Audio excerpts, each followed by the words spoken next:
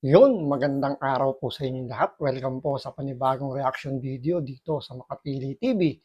Ngayon ang ganda po na nangyayaring deliberation po ng budget ng Office of the Vice President, kung saan nagkaroon po ng mainit na bakbakan itong si VP Sara at si Senator Hontiveros. So, dito makikita natin sa balitang to na kung anong klaseng mga karakter meron yung mga opisyal natin sa gobyerno. So, yan ang pag-uusapan natin ngayon. So, bago ang lahat, kung hindi ka pa nakasubscribe sa Makapili TV, baka pwede naman pakipindot po muna yung subscribe button. At the same time, palike na rin po ng video, wala naman pong bayad yan. Kaya, pindot na. So, ito pag-usapan po natin itong nangyaring budget deliberation po ng Office of the Vice President at kung paano ipinakita ni Vice President Sara Duterte yung kanyang pagiging sabihin natin yung pagiging isang matapang na politiko na hindi tumitiklop pagdating sa budget deliberation kasi kung mapapansin nyo, karamihan sa mga departamento pagdating dyan sa budget deliberation, tumitiklop kasi yan yung nagiging panakot ng mga senador, ng mga kongresista na kapag hindi nila makuha yung gusto nila, iipitin yung budget. So, no choice yung humahawak ng departamento na yon. Kung ikaw cabinet secretary, syempre no choice ka, 'di ba? No, na parang kailangan mong ibaba yung level mo para pagbigyan lang or maaprubahan yung budget na hinihingi mo. Pero dito kay Vice President Sara Duterte, hindi ganun ang nangyari. So panoorin po natin tong balitang to. Inakusahan ni Vice President Sara Duterte na namumulitika raw si Senator Risa Hontiveros sa budget hearing kanina sa Senado. Pero nanindigan ng senadora na nagtatanong lang siya kung tungkol saan ba ang librong isinulat ni VP Sara na balak ipamahagi at pondohan ng 10 milyong piso. Nasa frontline ng balitang yan, si Mayan Los Baños. Sa pagharap sa pagdinig ng Senado tungkol sa pondo ng Office of the Vice President o OVP para sa taong 2025, nagkasagutan sina Vice President Sara Duterte at Senator Risa Hontiveros. Tinanong ng senadora ang tungkol sa hinihinging 10 milyong pisong pondo ng OVP para sa ipamamahagi ng isang librong pambata na pinamagataang Isang Kaibigan. Mismong si Vice President Sara ang nagsulat ng kwento ng librong yan. Sabi ni Hontiveros, ilang libro ba ang bibili ng OVP at ano raw ba ang kwento nito? Ang tanong na yan ng senadora, pinagdudahan ng bise na pamumulitika raw. Kasi ganito lang naman yun. Okay lang naman yung tanungin ni Hontiveros kung ilang piraso ba yung ipamamahaging libro ni VP Sara. So, siyempre, dahil budget naman talaga ng taong bayan, pera ng taong bayan, so normal na tanungin kung gaano karami yung balak niya i-distribute, pamigay, kung saan niya dapat ipamigay. So, pwedeng tanungin yun. Ang hindi lang kasi nagustuhan dito ni VP Sara sa palagay ko, yung intensyon kasi nung tanong na na kung ano yung nilalaman ng libro. Kasi imposible naman tayo na hindi alam ni Hontiveros o hindi pa niya nababasa yung libro o wala pa siya nakukuha kahit na anong detalye pagtungkol dun sa libro. So, ang ginawa rito ni BP Sara, siyempre, sinoplak niya kagad si Hontiveros na parang pinalalabas niya na tigilan mo ako, imposibleng wala kang alam tungkol dun sa libro. So, parang gustong mangyari rito ni Hontiveros, gusto niyang matrap si BP Sara sa mga tanong na yung mga scripted na tanong niya. Kumbaga parang yan naka-position na yung mga tanong. So pinipredict na nila kung ano yung isasagot ni BP Sara. So gusto ni Ontiveros siya yung magdala ng ng tanungan diyan. So hindi yun pinagbigyan ni BP Sara kaya inunahan niya na, sinoplak niya na kagad. Kaya nabulaga rito si Hontiveros na hindi niya ini-expect na ganun ang isasagot ni BP Sara. This is an example of politicizing the budget hearing through the questions of a senator. Ang problema niya kasi, nakalagay yung pangalan ko doon sa libro. At yung libro na yan, ibibigay namin doon sa mga bata. At yung mga bata na yan, may mga magulang na boboto. At yung pangalan ko ay nagkalat doon sa kung saan man ibibigay yung libro. Madam Chair, hindi ko maintindihan yung ugali ng ating resource person. It is a simple question. Paulit-ulit na this is politicizing. Ang VP ang nagbanggit ng salitang boboto. Wala akong sinabing boboto. So doon, bumaliktad yung yung senaryo.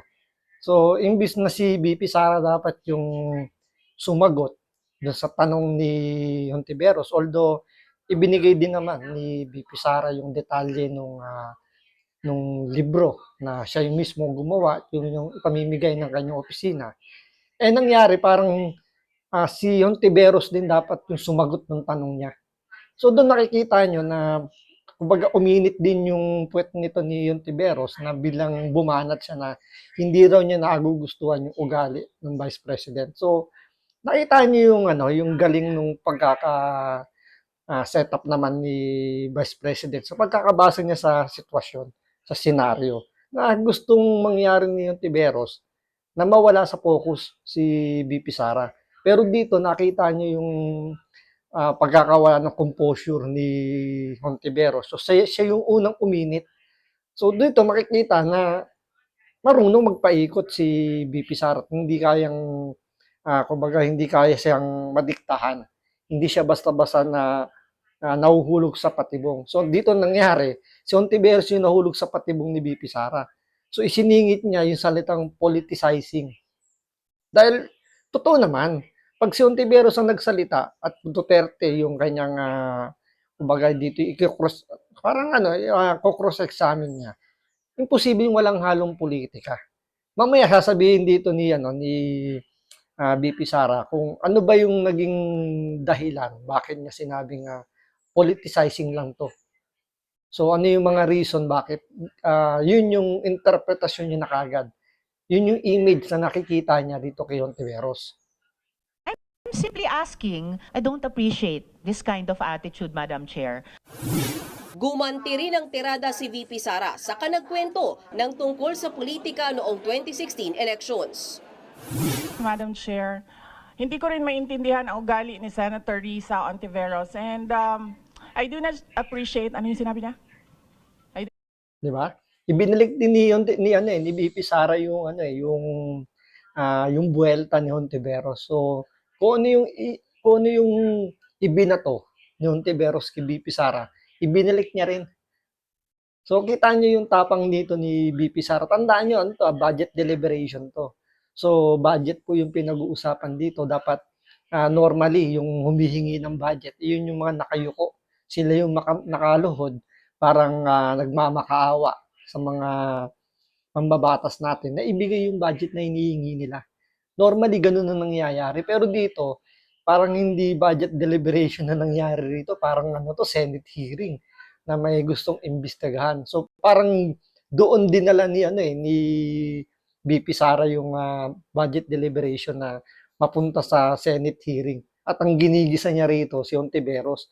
Hindi nagawa ni Hontiveros na gisahin si BP Sara.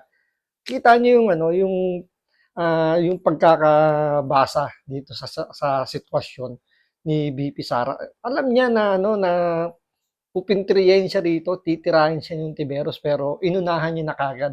So every time na may ibabato sa kanya si Hontiveros, sinosoplak niya pero may opensa.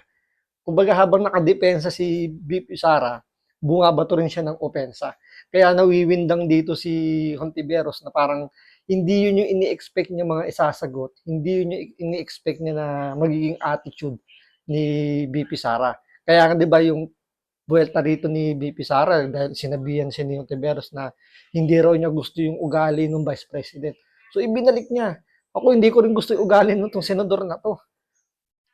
Kita niyo yung tapang budget deliberation to Supposedly dapat ang pinag-uusapan dito kung paano ginastos ng OVP yung nakaraang budget niya, ano yung pinagkagastusan, kung meron ba siyang mga unused funds or kung meron ba siyang mga programang naka-line up pa para sa pagtulong.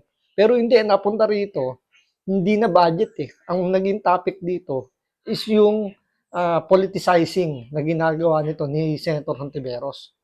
Do not appreciate this kind of behavior and attitude. Madam Chair, noong 2016, tumatakbo si Senator Risa Hontiveros na senator, nakailang talo na siya. Dalawa, Madam Chair. Natatakot siya sa pangatlong Tingnan nyo, 2 beses na tumakbo bilang senador at 2 beses na siyang natalo. So nakita niyo kung paano i-divert ni VP Sara yung yung budget deliberation. So napunta na yung topic kay Hontiveros. At dito pinapakita na ni VP Sara na ano ba yung klaseng attitude meron si Hontiveros. So since si Hontiveros yung unang nag-brought out nung salitang attitude, sa kanya ngayon naging kumbaga sa kanya pumutok yung salitang attitude. So ipinakita ni VP Sara kung anong klaseng attitude meron itong si Senator Hontiveros. talo niya, kaya pumunta siya sa Davao. Ayaw pa siya tulungan ni former Congressman Milen Garcia. Pinakiusapan ko ulit, Kong, please tulungan mo na lang.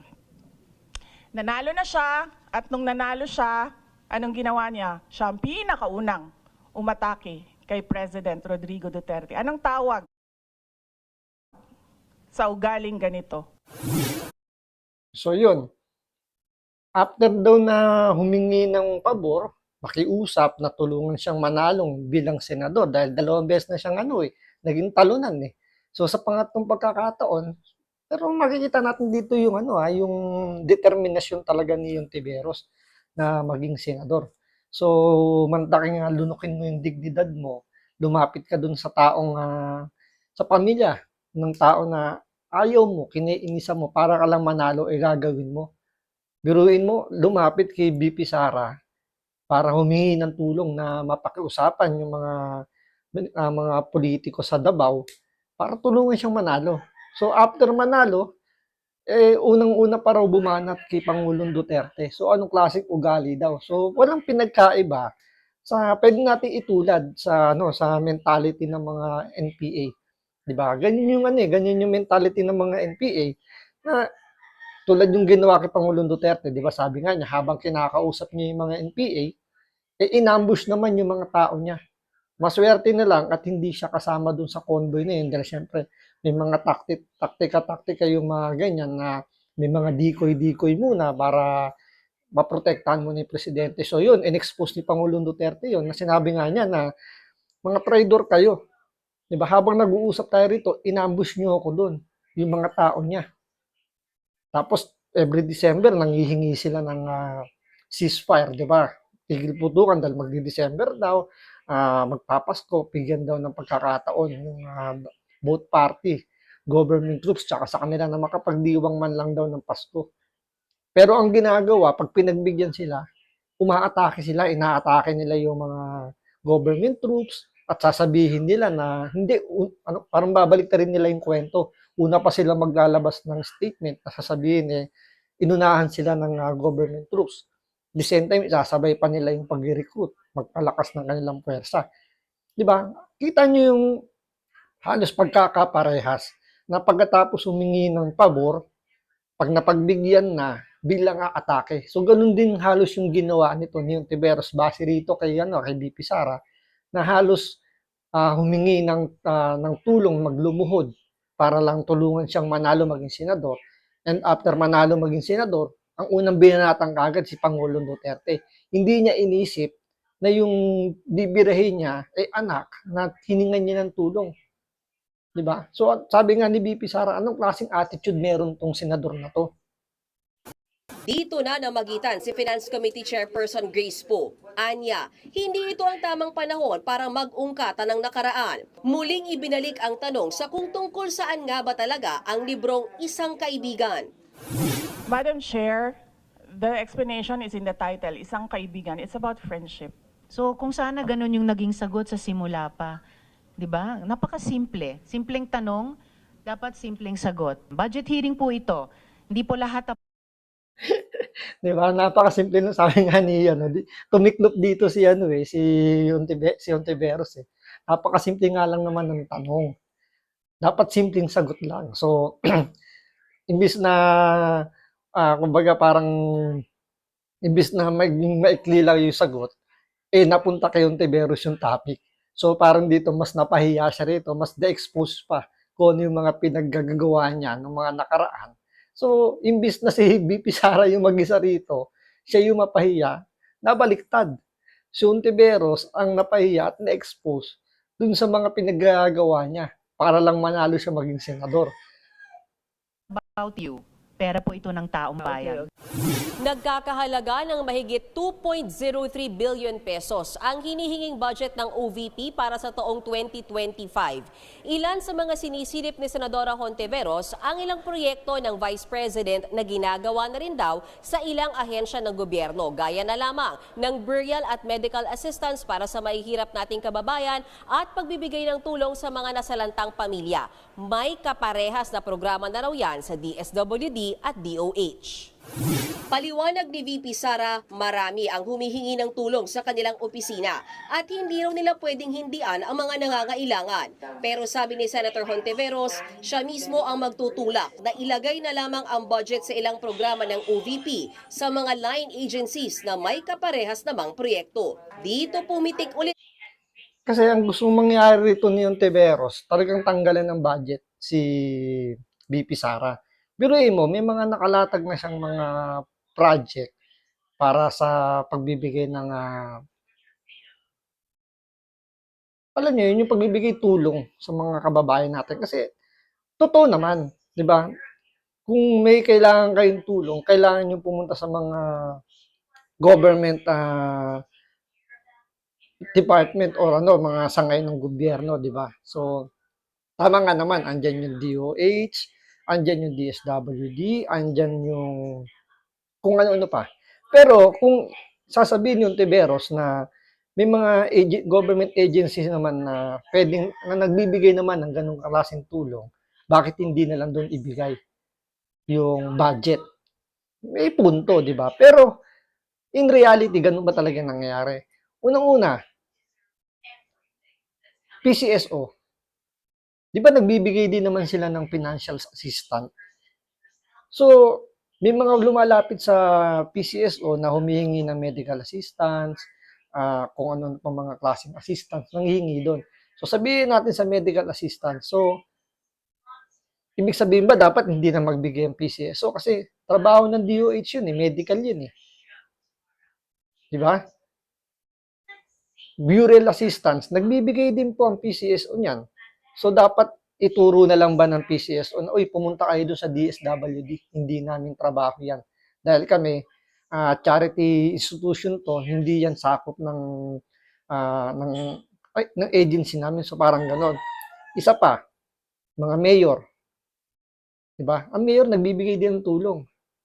Mga assistance, mga tupad, AIX, 4Ps, mga ganyan-ganyan, mga assistance, anong klase pwedeng assistance na pwedeng hingin sa kanila ng kanyang mga constituent. Mga congressman, ganoon din naman. Mga senador.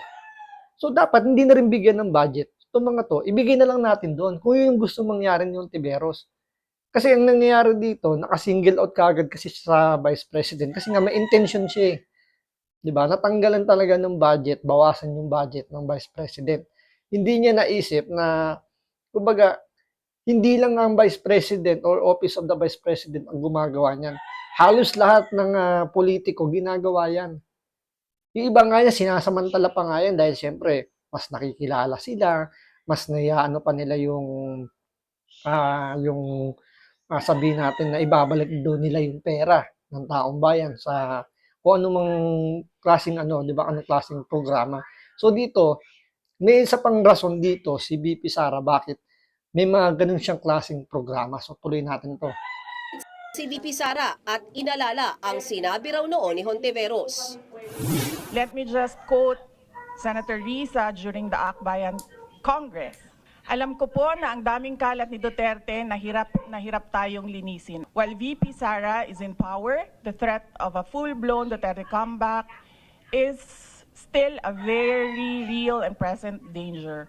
For one, they are supported by one major superpower, China. So that is an example of politicizing the budget of the government. Wala akong tinanong tungkol sa China o kahit sino pa mang ibang bansa dito sa budget hearing na to. I am asking about yung national budget na ipapasa natin sa Kongreso para sa bansang Pilipinas. Natanong din Ang punto lang naman doon ni Vice President na kumbaga kasi yung nagtanong, may ano eh, may ano siya, may tirada eh na kumbaga ayaw niyang pag nabigyan ng budget si VP Sara, syempre makakapagbigay ng serbisyo. So ayaw niyang bumango, ayaw makita ng taong bayan yung image ni VP Sara na tumutulong. So ang gusto niya mangyari rito, maging stagnant lang yung si Vice President Sara Duterte na walang gagawin talaga. So yun yung magiging kumbaga magiging pambala nila kay VP Sara na sasabihin walang ginagawa ang Vice President natin, walang malinaw na programa. So doon nila dadalhin kaya tinatanggalan niya ng budget. Kaya nga kumbaga dito tinumbok lang dito ni VP Sara kung medyo ilalabas mo lang yung pang-unawa mo na gusto lang ni Hontiveros dito na kumbaga ang intention niya kaya gustong ilipat ayaw niyang mabigyan ng ganung budget para sa mga ganung klaseng tulong yung programa ni BP dahil ayaw niyang gumanda yung image. Yun yung pinakapuntong gustong sabihin ni VP Sara. VP Sara tungkol sa issue ng mga tinanggal na security detail niya mula sa PNP. Yung mga matatagal na raw kasi at kilala na ng bise ang tinanggal. Nanindigan ang bise na isa itong political harassment. Sa huli, lumusot sa komite ang hinihinging budget ng OVP at inirekomenda na itong ipresenta sa plenaryo sa mga susunod na buwan. So yun. So kahit na anong ginawa ni Hontiveros dito na harangin yung budget ng OVP, kahit na, alam niyo yun, ito yung mga karakter na nakita natin sa umpisa kay VP Sara. Hindi siya takot mawalan ng budget. Kasi alam niya, hindi siya pwedeng tanggalan ng budget. Dahil pwedeng bumaligtad yung sitwasyon. Diba? Makita niyo yun, pag hindi kasi siya binigyan ng budget, ididiin niya ni VP Sara na pinupolitika talaga siya. Bakit? Hindi ako binigyan ng budget eh. So, pwedeng mag-ingay si VP Sara patungkol dyan sa budget. So, kita nyo yung tapang ni Vice President na alam niya hindi siya kayang hawakan sa leeg nitong mga mambabatas natin pagdating sa budget. So, parang pinakikita rito ni VP Sara na hindi ako naghahabol dyan sa budget na yan. Yung budget na yan is ibabalik din niya sa taong bayan.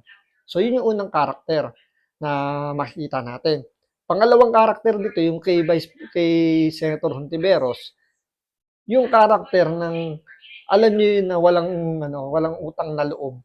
Ika nga ni Vice President na pagkatapos mong tulungan, bigla ka lang kakagatin.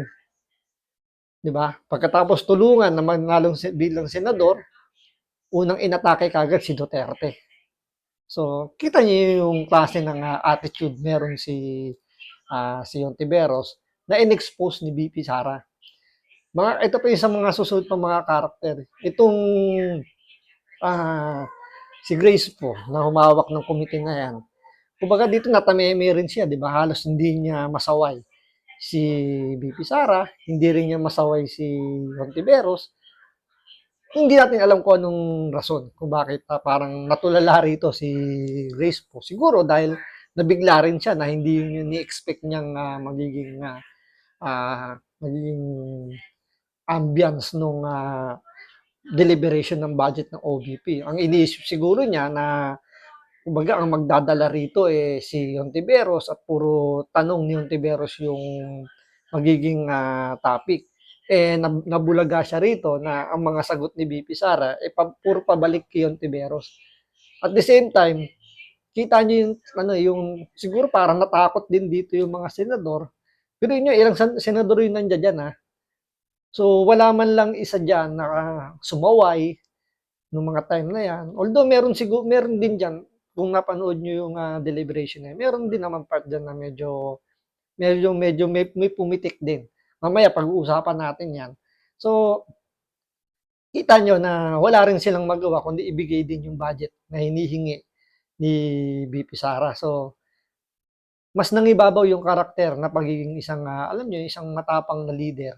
Itong si VP Sara na hindi lumuhod o hindi man lang, kumbaga hindi siya nagpatinag na para sa budget, kailangan niyang, kumbaga, mag-cool down para lang sa budget. Hindi. Nakita nyo na laging palaban si VP Sara. So, yan yung mga karakter ng ng mga politiko na meron tayo ngayon. So, nasa inyo na yan kung sino yung mas gusto nyong karakter ng isang politiko na nakita natin dito sa budget deliberation na to. So, maraming salamat sa panonood. Ingat po kayo lagi. God bless.